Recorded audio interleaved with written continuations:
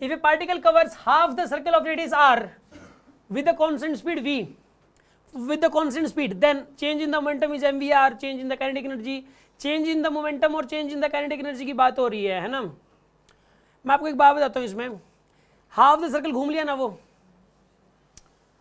अब एक बात बताओ, एक ना एक ट्रिक होती है, वो ट्रिक शायद मैं बता चुका और किसी न किसी क्वेश्चन में आ जाएगी आगे। पहले तो ये रिजल्ट याद कर लो एक, मैं आपको ना ये रिजल्ट्स याद करा दूंगा कई सारे, तो इन क्वेश्चंस का एक फ़ायदा ये भी होगा। मान लो कि यहाँ पर एक पार्टिकल था जी, और सपोज वो थीटा एंगल चला गया। यहाँ एक पार्टिकल था और वो पार्टिकल कितना एंगल घूम गया बताइए? Theta angle. यहाँ पे उसकी v की स्पीड थी और यहाँ भी स्पीड कितनी है उसकी? v की। कोई कहेगी चेंज इन स्पीड क्या आएगा बताइए? 0। चेंज इन स्पीड क्या आएगा उसकी?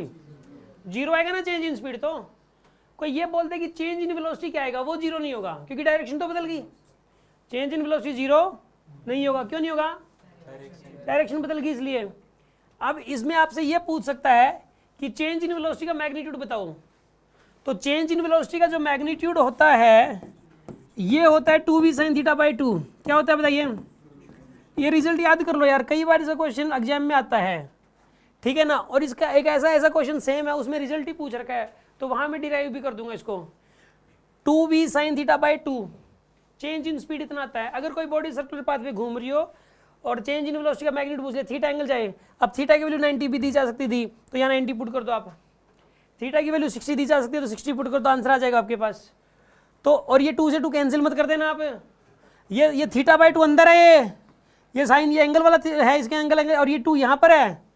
समझ में आ रही है बात आपको? तो ये रिजल्ट याद कर लो कि कोई बॉडी सर्कुलर पाथ पे घूम रही हो और एक जगह से दूसरी जगह चली जाए, थीटा एंगल घूम जाए, तो ऐसे केस के अंदर चेंज इन वेलोसिटी का मैग्नीट्यूड इतना होता है 2v sin थीटा बाई 2। खैर, इसने अभी क्या बोला है बताइए? चेंज, अब ये कितना, हाफ द सर्कल घूम लिया।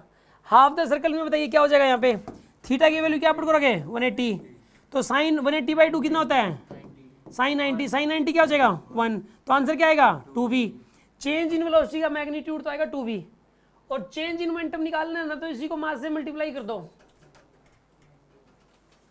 चेंज इन मोमेंटम करना है तो क्या करोगे? इसी को। इसका आंसर यार यहाँ पे 2mv लिखा होता तो ये सही होता। यहाँ पे चेंज इन मोमेंटम आपसे पूछ सकता था इस क्वेश्चन में, तो आंसर 2mv वाला ऑप्शन टिक मार्क करते आप। चेंज इन मोमेंटम पूछ ले इसी क्वेश्चन में, तो mvr नहीं होगा। ये तो mvr आता ही नहीं इसमें। देखो यूनिटी मैच नहीं करेगी, डायमेंशन मैच नहीं करेगी। ये तो एंगुलर मोमेंटम लिख रखा है mvr तो, और ये लीनियर मोमेंटम की बात हो रही है अभी तो, ठीक है। अब चेंज इन काइनेटिक एनर्जी पूछा है इसने। यार एक बात बताऊं, काइनेटिक एनर्जी की स्केलर क्वांटिटी, उसमें डायरेक्शन कोई चक्कर नहीं होता। यहाँ पे काइनेटिक एनर्जी हाफ mv², यहाँ पर भी हाफ mv², उसकी डायरेक्शन तो होती नहीं, तो उसमें तो चेंज इन काइनेटिक एनर्जी 0 ही रहेगा। चाहे एंगल की वैल्यू कुछ भी हो, चाहे आधा सर्कल घूमे, चाहे 1/4 सर्कल घूमे, चाहे पूरा सर्कल घूमे, चाहे 3/4 सर्कल घूमे। क्योंकि यार पहली काइनेटिक एनर्जी देखोगे, पहले वाली बाद वाली देखोगे, पहले वाली काइनेटिक एनर्जी भी स्केलर क्वांटिटी है, बाद वाली भी है। उसको वेक्टर फॉर्म में लिख ही नहीं सकते आप एनर्जी को। एनर्जी की कोई डायरेक्शन होती ही नहीं। तो यहाँ पे चेंज इन काइनेटिक एनर्जी क्या आएगा बताइए? 0 आएगा चेंज इन काइनेटिक एनर्जी। तो change in kinetic energy will be equal to 0। ठीक है, ये आंसर आएगा इसका। समझ में आ गया होगा आपको ये वाला क्वेश्चन? कोई डाउट है किसी के मन में?